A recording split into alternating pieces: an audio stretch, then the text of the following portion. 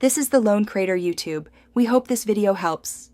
In this video, I will explain how to remove a BMW X5 front bumper. First, ensure your vehicle is safely lifted and supported on jack stands. Next, remove the front wheels to gain clear access to the fender liner and bumper fasteners. Remember to disconnect any electrical connections for fog lights or parking sensors before proceeding further, as this prevents damage during the removal process. Once the wheels are off, carefully detach the fender liner from the bumper's edge on both sides. You'll find several screws securing the bumper to the fender, which need to be removed. Then, move to the underside of the vehicle.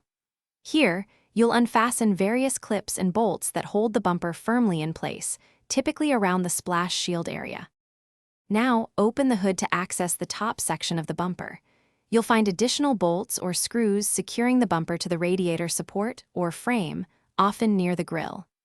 After all fasteners are removed from the top, sides, and bottom, the bumper should be free. Carefully pull the bumper straight away from the vehicle, ensuring no wires are still connected.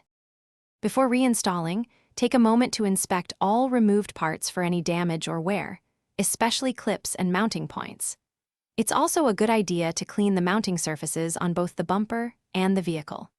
When you're ready to put it back, reverse the removal steps, making sure to reconnect all electrical components like fog lights and sensors before fully securing the bumper.